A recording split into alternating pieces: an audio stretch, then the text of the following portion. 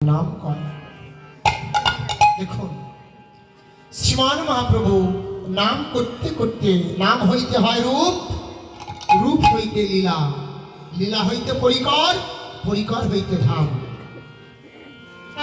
এইবার ধাম, ধামটি কোথায়? শ্রীধাম বৃন্দাবন। ব্রজ,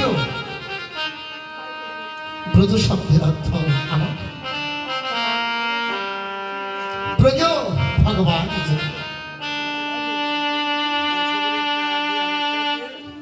নাম করতে করতে যখন ভক্তগণ হরিনাম করে, হরিনাম করতে করতে করতে করতে এক সময় নাম হইতে হয় রূপ।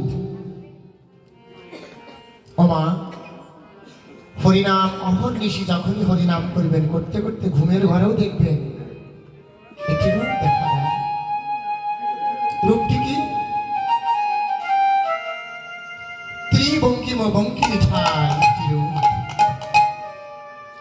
যিনি জগৎকে আকর্ষণ করছে। সমস্ত মহাসমুদ্র জগৎকে যিনি আকর্ষণ করছেন।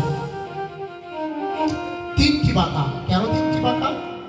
ঘাড় বাঁকা, কোমর বাঁকা, চরণ বাঁকা। স্বর্গের ভক্তরা ডাকছেন, মর্তের কত কত ভক্ত দুঃখের কাতরে ক্রন্দন করছে, ডাকছে। আবার পাতালের সমস্ত ভক্ত ডাকছে। ভগবান ত্রিভঙ্গিম বঙ্কিমিঠাই সেই অপরূপ রূপ মাধুরী হরিনাম করতে করতে করতে করতে দেখা পাওয়া যায়। তাহলে নাম হইতে হয় রূপ। এই রূপটি কি করে? যদি আপনি কোনো রূপ দেখেন,